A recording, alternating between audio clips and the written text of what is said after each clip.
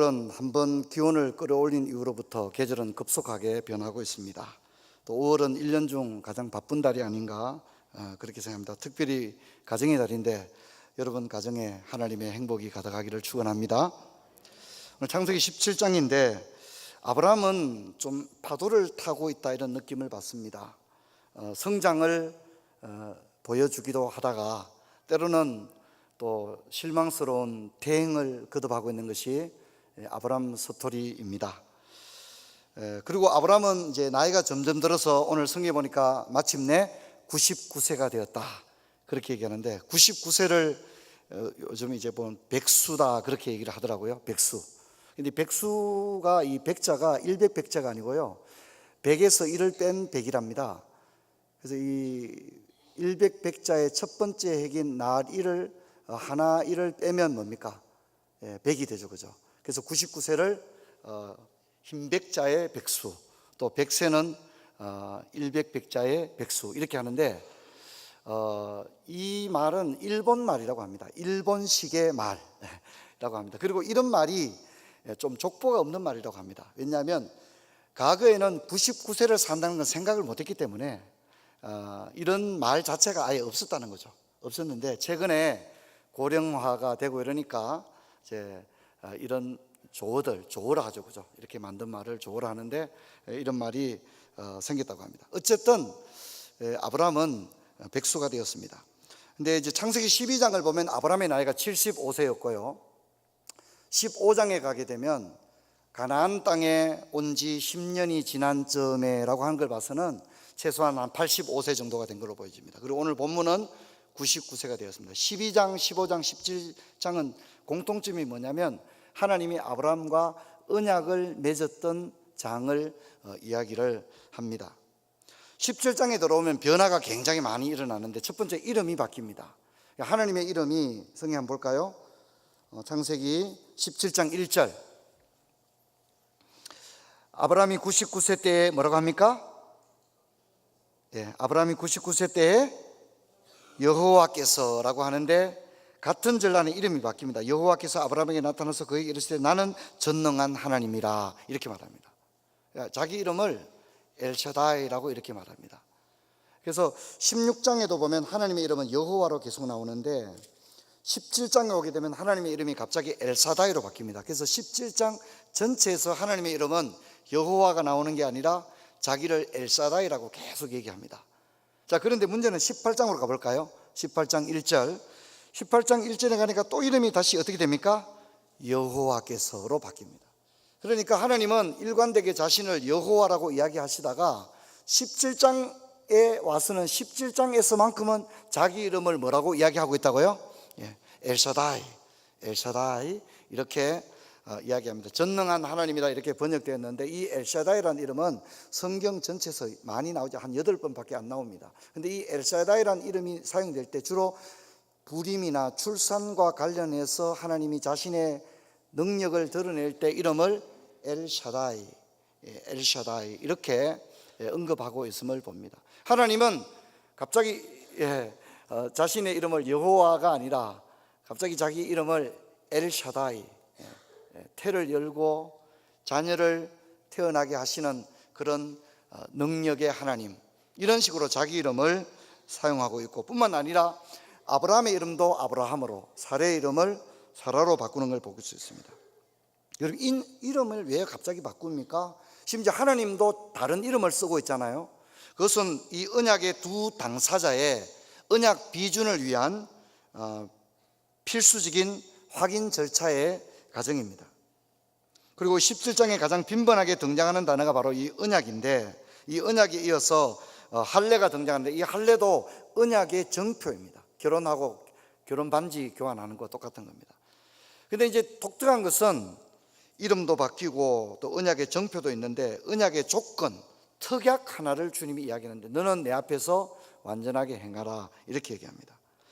이제 12장, 15장에는 안 나오던 이야기입니다.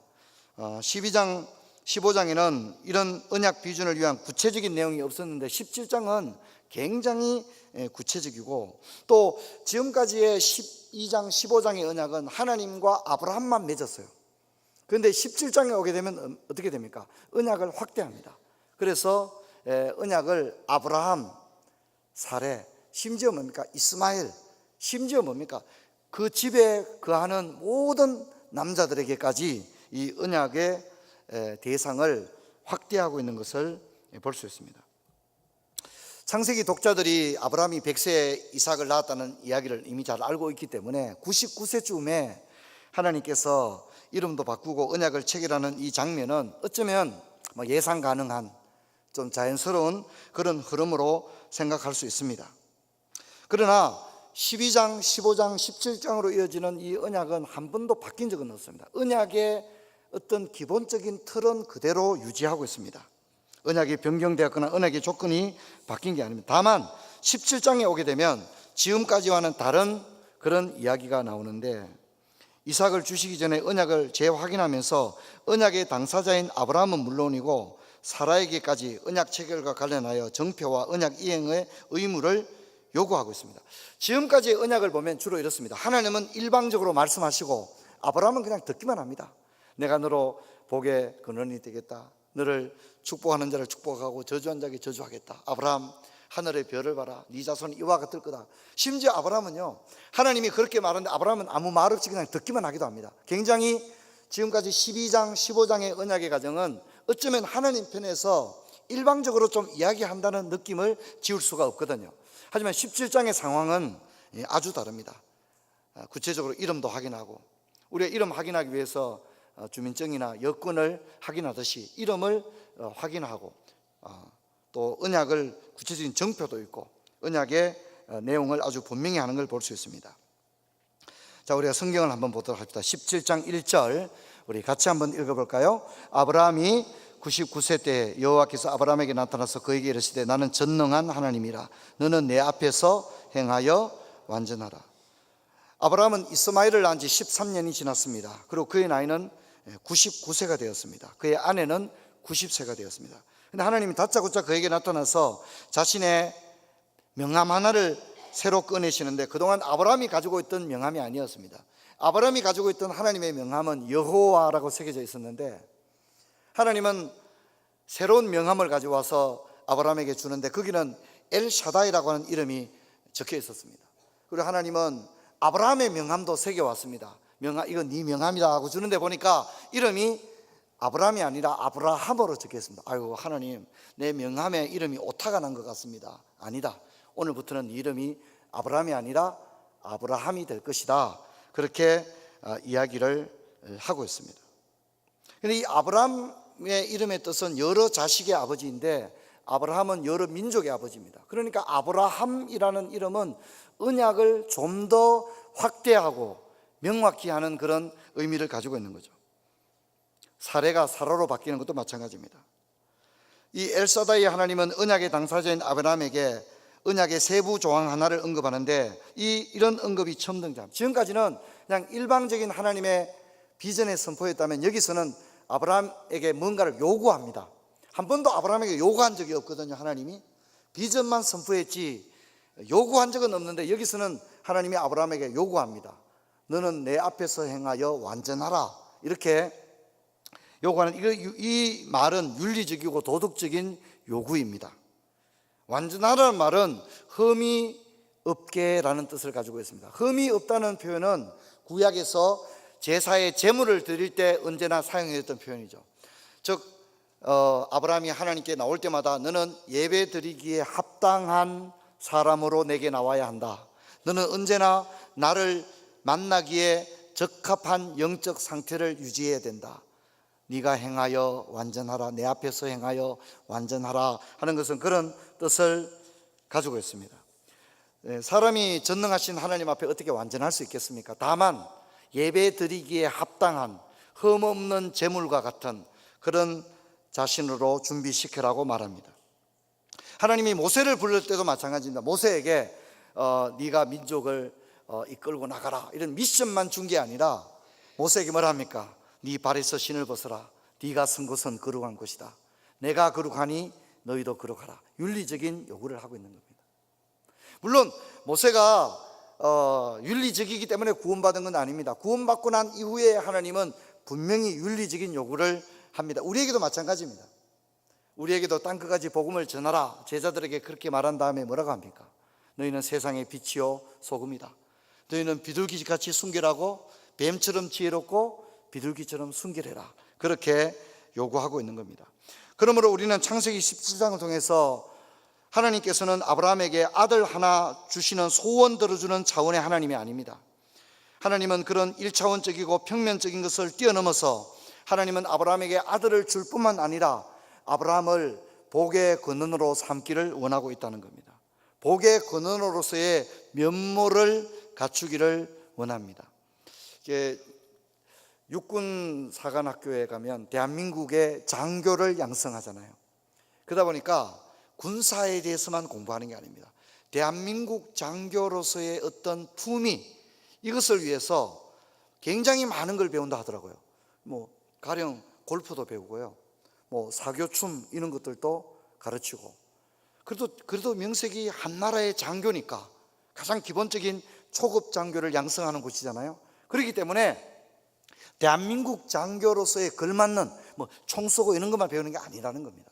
굉장히 광범위하게 과연 한 나라의 장교로서 어디 내놔도 역시 대한민국 장교, 이럴 수 있도록 굉장히 다양한 어떤 면모를 갖추도록, 소양을 갖추도록 그렇게 한다는 겁니다. 하나님도 마찬가지입니다. 야, 아브라함 걱정하지 마라, 내 아들 하나 낳게 해줄게, 끝. 이게 아니라는 겁니다. 자녀를 낳을 뿐만 아니라 하나님은 아브라함에게 질적인 요구를 합니다. 내 앞에서 행하여 완전하라, 이렇게 요구하고 있다는 것입니다. 여러분, 그래서 우리가 하나님 앞에 올라올 때마다 우리 자신을 하나님 앞에 합당한 자로, 예배 드리기에 합당한 자로 우리 자신을 준비시켜야 합니다. 그냥 정신없이 교회 와서 나 오늘 교회 갔다 왔다, 그건 어쩌면 자기 만족일 수 있습니다. 여러분, 우리가 하나님 앞에 예배 드리기에 합당한 흠없는 하늘 모습으로 나올 수 있도록 우리가 언제나 우리 자신을 준비할 수 있기를 바랍니다. 성찬의 잔을 받기에 합당한 자로 자신을 준비해야 됩니다. 근데 구약에서는 그 예배를 누구만 드렸죠? 아무나 예배 드릴 수 있는 게 아니었죠. 구약에 누가 예배 드렸습니까? 제사장들이 예배를 드렸습니다. 근데 제사장들은 예배를 드릴 때 에봇을 입었습니다. 특히 대제사장의 옷에는 글자가 새겨져 있어요. 가슴에 글자가 새겨져 있었어요. 가슴에 글자가 뭐라 새겨져 있었죠?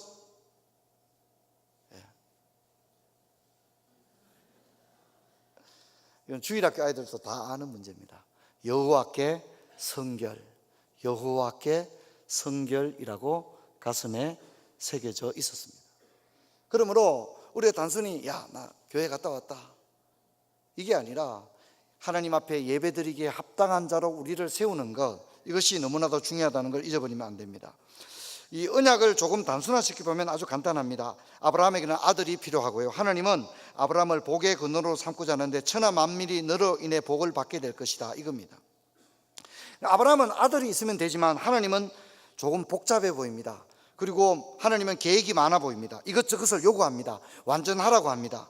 그래서 우리가 아브라함의 스토리에서 하나님의 경륜과 섭리를 생각해봐요. 우리는 그저 달라고만 하는 사람, 하나님은 내 소원을 들어주는 사람, 소원 들으면 끝, 이렇게 생각하면 안 됩니다. 여러분, 하나님은 우리에게 주실 뿐만 아니라 풍성하게 주시고 넘치도록 주십니다. 하나님은 우리의 소원을 들어주는 데서 끝나는 것이 아니라 우리를 하나님의 백성으로, 우리를 그렇게 점점 세워가시기를 원하십니다. 이것을 기억하기 바랍니다. 그래서 모든 언약에는 언약 당사자들에게 주어지는 언약 비준을 위한 의무가 발생됩니다. 세례교인이 된다는 것도 손을 들어 서약을 하는 겁니다. 이게 서약하지 않습니까? 우리가 너무 중요합니다. 결혼할 때도 상대방과 정인 앞에서 성경에 손을 얹고 서약을 하는 것입니다. 임직식 때도 하나님과 성도들 앞에서 서약을 하는 것입니다. 제가 일전에 한번 말씀드린 적이 있습니다만, 어떤 그 분이 부인이 결혼하고 얼마 되지 않아서부터 몸이 또 정신이 연약했습니다. 그래서 부인은 혼자 집에 놔둘 수가 없어요. 누군가는 돌봐줘야 돼요. 그런데 남편은 큰 트럭을 운전합니다. 그래서 부인을 혼자 놔둘 수 없어서 자기 트럭의 뒷부분을 좀 개조해서 언제나 아내를 태워서 함께 다니고, 또 밥도 먹이고, 또 아내의 모든 수발을 남편이 평생을 그렇게 드는 겁니다. 그러자 참 그게 쉬운 일은 아니지 않습니까? 그래서 사람들이 그에게 물었다고 합니다. 어떻게 그렇게 할 수 있습니까? 그렇게 물었을 때 이분이 그렇게 말했다고 합니다. 제가 결혼할 때 약속했기 때문입니다. 결혼할 때 약속했기 때문입니다. 기쁠 때나 슬플 때나, 부유할 때나 가난할 때나, 또 병들 때나 건강할 때나 내가 부부로서의 일정한 대의와 정조를 지킬 것을 서약합니다. 성경에 손을 얹고. 우리가 평생 살면서 성경에 손을 얹고 서약할 일이 어떻게 해요? 잘 없어요. 결혼할 때 외에는 없어요. 한 번 더 방법은 있는데 미국 대통령이 되면 가능합니다. 근데 그건 좀 어려운 것 같고요, 그죠? 이게 성경에 손을 얹는다는 게 참 어렵죠, 그죠? 결혼할 때 딱 한 번 손을 얹고 하는데, 최근에 또 어떤 결혼식을 가보니까 뭐 성경에 손도 안 얹고 막 그래 하더라고요. 근데 좀 너무 좀 마음에 안 들더라고요. 이게 굉장히 중요하지 않습니까? 근데 뭐 그냥 막 수ям 뭐 어디 선수를 하는지 모르겠어요. 좀 안타깝다는 생각을 많이 합니다. 우리는 서약을 지키고 있습니까? 세례와 결혼과 임직의 서약을 지키고 있습니까?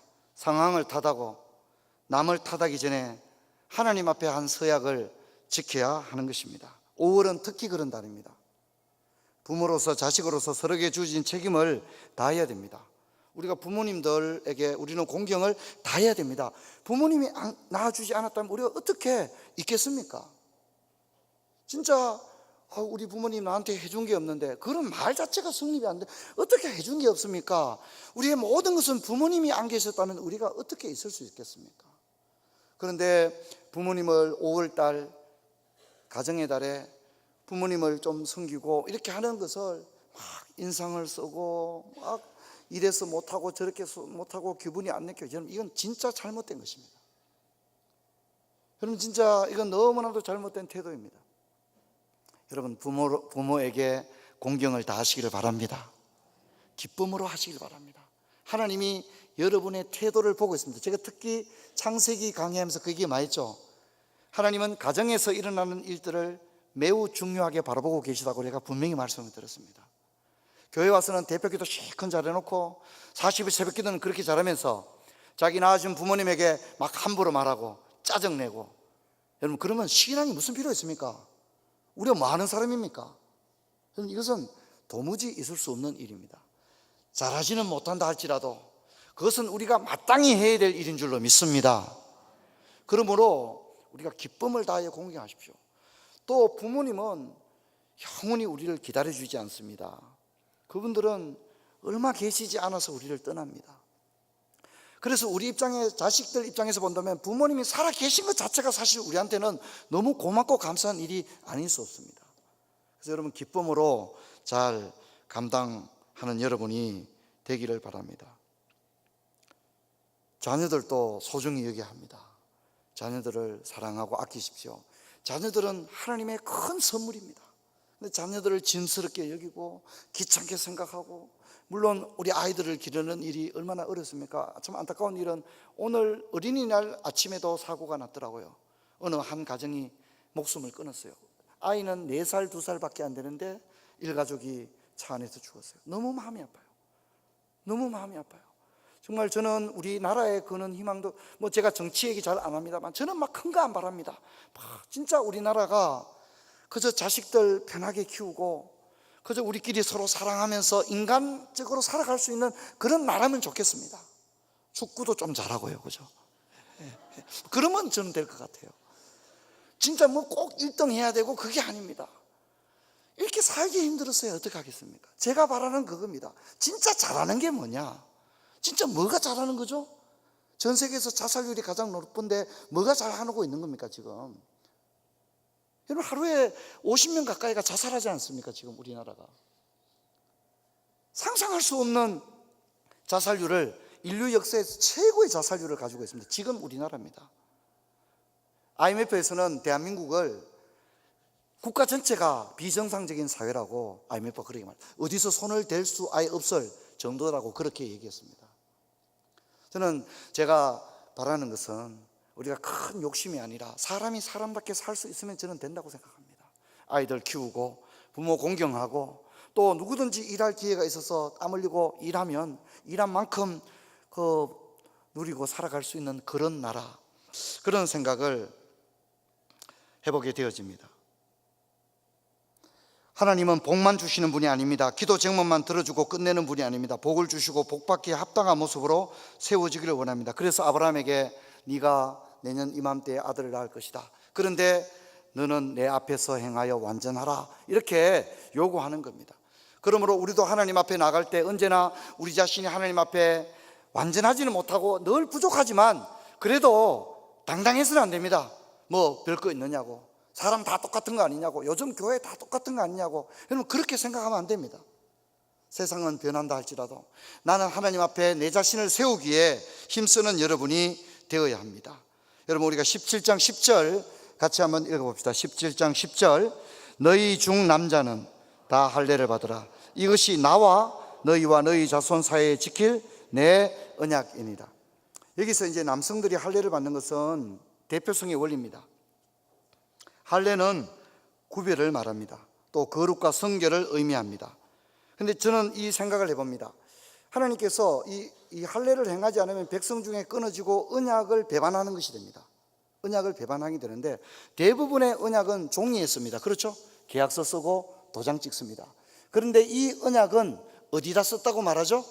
우리가 17장 13절 한번 볼까요? 같이 읽어봅시다. 너희 집에서 난 자든지 너희 돈으로 산 자든지 할례를 받아야 하리니 이는 내 언약이 너희 살에 있다고 말합니다. 살에.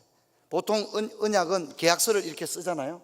그런데 이 언약은, 할례의 언약은 내 살에 있습니다, 그렇게 말합니다. 하나님이 이 언약을 표정을 삼기 위한 외적인 표지로서 예를 들어 뭐 정수리에 머리카락 5개를 베라든지, 혹은 뭐 아이가 태어나자 첫 손톱을 잘라서 하나님께 드리라든가, 그렇게 할 수 있지 않습니까? 그런데 그렇게 하지 않고 남성의 성기에 표피를 벨 것을 얘기했습니다. 저는 이거 굉장히 중요한 의미를 가진다고 생각합니다.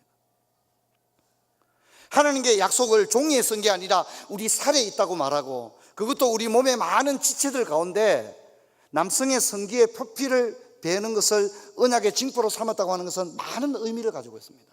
여러분 이것은 하나님 앞에 거룩과 성결, 특히 성적인 타락을 예방하기 위한 이것을 이야기하는 겁니다. 저는 여러분들이 다른 많은 의미 있는 일들도 하시겠지만 하나님 앞에 부부가 결혼할 때 맺은 정조의 서약을 지키는 여러분 되시기를 축원합니다. 축원합니다. 다른 거 잘 안 해도 됩니다. 잘 못해도 괜찮습니다. 가장 중요한 거, 하나님 앞에 손 얹고 서약했던 이 정조의 성적인 순결을 지키겠노라, 정조를 지키겠노라고 약속했던 걸 지키는 것이 너무너무 중요합니다. 저는 교회도 마찬가지라고 생각합니다. 여러분 오늘 대한민국 법은 간통이 이미 죄가 아닌 시대가 되었습니다. 성적 타락이 극에 달합니다. 한국의 성적 타락은 말로 할 수 없는 상황에 와 있습니다. 상상을 초월하는 수준에 와 있습니다. 최근 통계를 보면 50대 남성들 가운데 성매수 경험이 있는 게 70%로 나타나고 있습니다. 여러분 동남아 지역의 어린 여자 소녀들을 성으로 매수하는 대부분의 일이 한국 남성에 의해서 일어나고 있습니다. 한국 남성들이 동남아에 가서 그런 일을 하지 않으면 아시아의 그런 성매수 산업은 완전히 자리를 잃게 된다고 그렇게 말합니다. 여러분 우리가 저 한국 교회에서 기독교가 몇 %고 그런 얘기를 하고 있을 게 아니라 뭐 나는 교회에서 남전도 회장, 여전도 회장 안 해도 됩니다.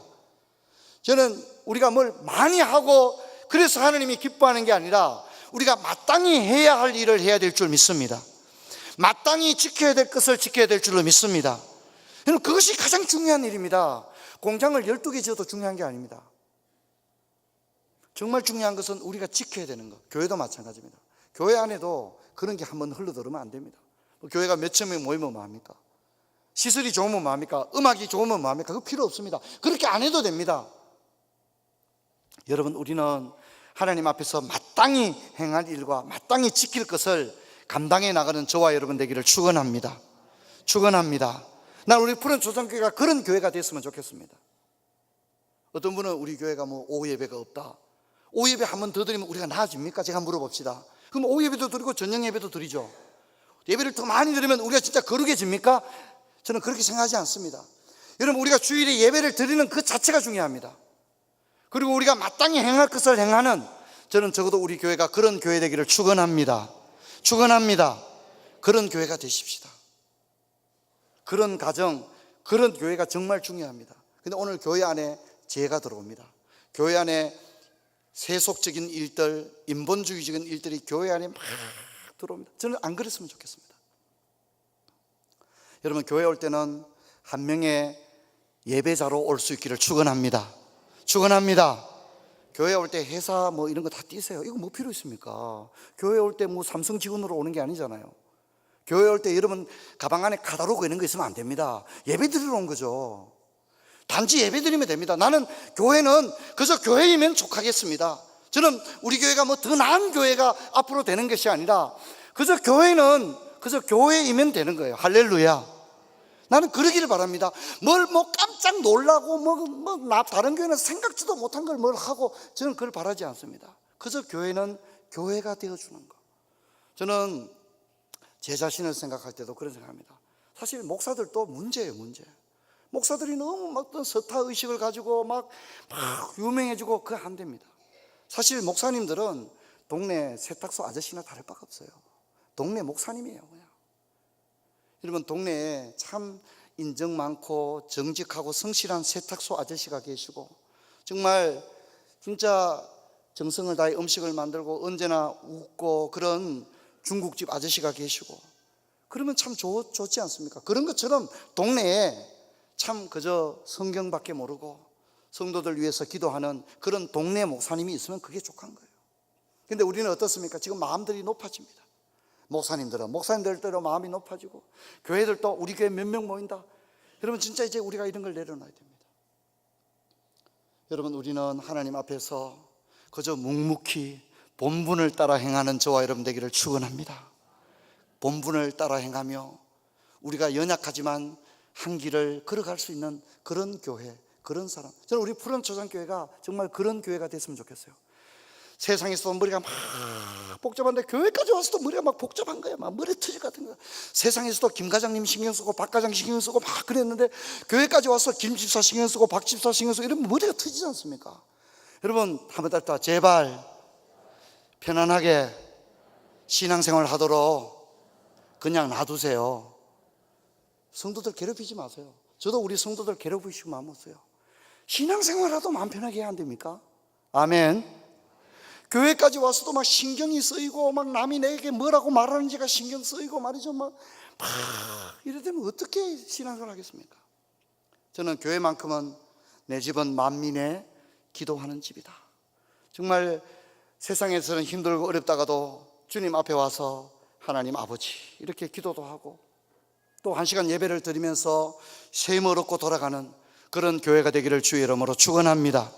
축원합니다.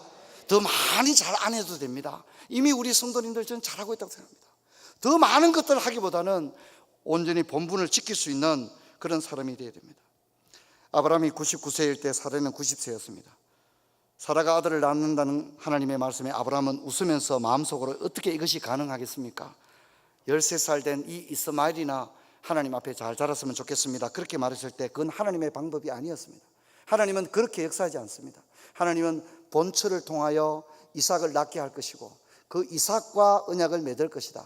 아브라함과 언약을 맺는 게 이스마엘과 언약을 맺는 게 아니라고 분명히 말하고 있습니다. 그러므로 여러분, 내가 인간적으로 아무리 열심히 하는 것, 지난주에 살펴본 것처럼 의미가 없는 것입니다. 성도 여러분, 내가 뭘 해놓고 하나님 복 주세요라고 하지 마시고요, 성경에 하나님께서 복 주신다고 하신 것을 여러분이 행할 수 있기를 축원합니다. 성경에 이렇게 하면 복 준다고 했는데 그거는 관심이 없어요.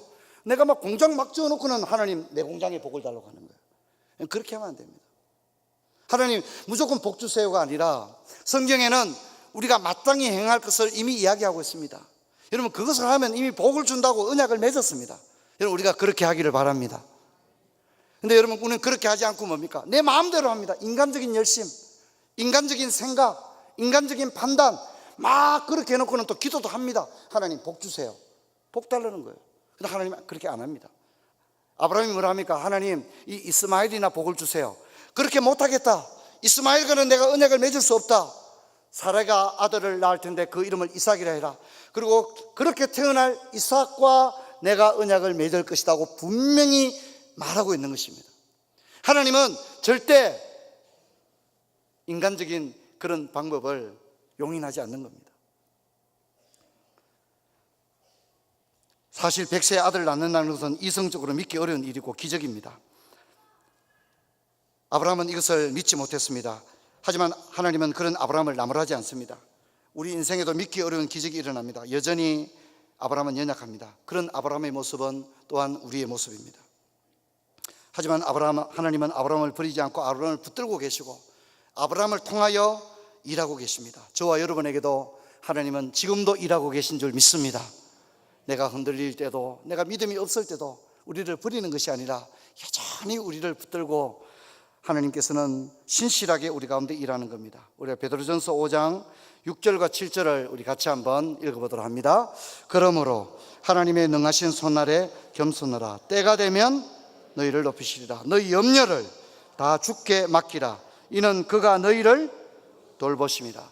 특별히 5월 한 달 동안 여러분 우리 가정들을 한번 돌아보면서 우리 가운데 일하시고 우리 가정 가운데 우리 자녀 가운데 변함없이 일하시고 신실하시는 그 하나님을 바라보면서 여러분도 아브라함과 같은 그런 복을 받는 은혜가 있기를 주의 이름으로 축원합니다. 자리에서 일어나겠습니다.